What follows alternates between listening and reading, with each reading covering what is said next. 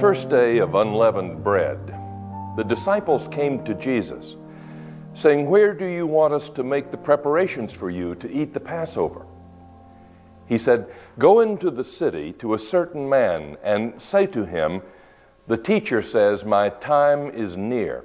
I will keep the Passover at your house with my disciples.'" So the disciples did as Jesus had directed them, and they prepared the Passover meal. It would have been customary in ancient Judaism for people celebrating the Passover to celebrate it with their biological family. It's something that you celebrate with your kinship group. It's something that binds the kinship group together. So what Jesus and the disciples are doing is rather unusual. It's unconventional. They're not celebrating the Passover with their kinship groups. They're not celebrating it with their biological family. They're celebrating it with their new spiritual family. This is Jesus' last meal with his disciples. It's particularly important because it comes in the context of the Passover meal. The Passover meal is something that comes from the book of Exodus. Back in Exodus, we read about these 10 plagues that were coming upon the land of Egypt. Right before the last plague, there is instructions given to Moses that they should create this meal. And this meal is different from any other meal. It's supposed to be eaten really, really fast. Why? Because there's a time approaching when great suffering and great salvation will happen. When it was evening, he took his place with the 12, and while they were eating, he said, "Truly I tell you, one of you will betray me." And they became greatly distressed and began to say to him one after another, "Surely not I, Lord." He answered, "The one who has dipped his hand into the bowl with me will betray me. The Son of Man goes as it is written of him, but woe to that one by whom the Son of Man is betrayed. It would have been better for that one not to have been born."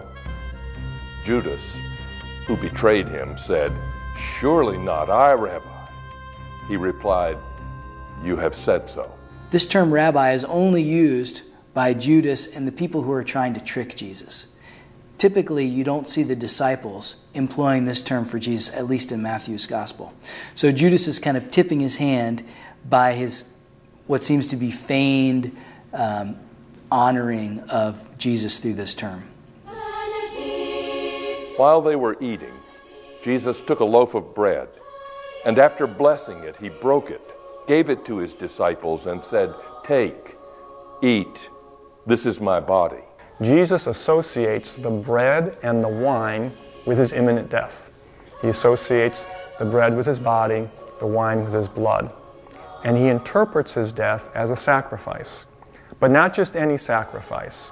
It's a sacrifice that inaugurates a covenant.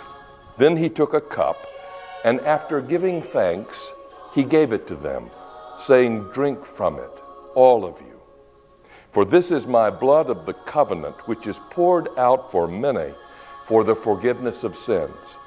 There's an invitation in Matthew to ponder not only what does it mean to be in covenant with God and God's people, but what does it mean to be in covenant with God and God's people in a covenant that is defined by forgiveness? What does that really mean for us when we celebrate the Eucharist? And of course, this becomes all the more compelling when we remember that Jesus has just announced that one of the disciples is going to betray him. Jesus is putting a new frame on this Passover meal. That is, this meal prefigures a messianic banquet that will happen at the eschaton. And for Jesus and his disciples, and for the gospel writers, the eschaton is not sometime way, way, way in the future. But the eschaton is approaching rapidly, very soon. So Jesus is saying, I'm not going to be eating and drinking again until something radically new is going to happen. So there's one last dimension of the meal that I want to mention, and it has to do with Thanksgiving. I mean, after all, Jesus does give thanks for the bread before he breaks it and distributes it to the disciples. And I think that element in particular resonates with the artwork of John Swanson. The thing that's most distinctive to me when I look at the artwork is the narrative border. There's a narrative border that has 78 miniature scenes, each one depicting the labor of the people who grow and prepare the food. There was so much effort in order for Jesus and the disciples to have this supper.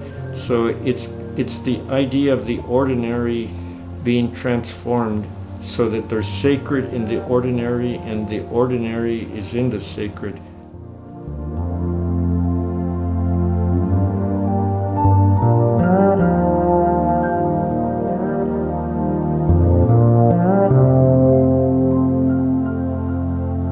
What wondrous love is this, oh my soul, oh my soul.